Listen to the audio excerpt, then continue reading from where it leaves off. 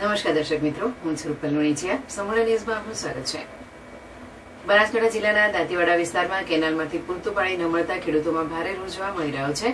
ગઢ ખાતે દાંતીવાડા સિંચાઈ વિભાગની પેટા કચેરી સામે 15 ગામોના ખેડૂતો એકત્રિત થઈ ધરણા પર બેઠા હતા અને તાત્કાલિક પાણી છોડવાની માંગ કરી હતી. ખેડૂતોના જણાવ્યા મુજબ દાંતીવાડા ડેમમાંથી તેમની માંગ પ્રમાણે પાણી આપવામાં આવતું નથી, જેના કારણે પાક પર ગંભીર અસર પડી રહી છે. કેનાલમાં ગાબડું પડવાના કારણે છેલ્લા 25 દિવસથી પાણી પુરવઠો બંધ રહ્યો હતો. હાલ પાણી શરૂ કરવામાં આવ્યું હોવા છતાં પૂરતું પાણી ન મળતા ખેડૂતોમાં અસંતોષ યથાવત છે. વધુમાં ગઢ સિંચાઈ કચેરીના ડોક્ટર કચેરીમાં ડી હાજર ન રહેતા હોવાથી ખેડૂતોમાં રોષ વધુ ઉગ્ર બન્યો છે. ખેડૂતોએ ચેતવણી આપી છે કે જો જલ્દી યોગ્ય પગલાં નહીં લેવાય તો આંદોલન વધુ તેજ બનાવવામાં આવશે. હું ગઢ સિંચાઈ મંડળી મારી સુંઢામાં ચાલે છે એના મંત્રી તરીકે કામ કરું છું. ઉપર સંઘ ચાલે છે એના ઉપપ્રમુખ તરીકે કામ કરું છું.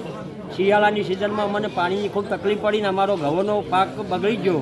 એના તો ઠીક છે, પણ ઘઉંમાં દરેકને 1-2 બોરી વીઘે નુકસાન વેઠવાનો આવ્યો. બાજુમાંથી જેને આના આધાર જો ખેતી કરી હોય તો એ લોકોને પાણી તો મળતું નહોતું, એનો પાક તો નિષ્ફળ ગયો.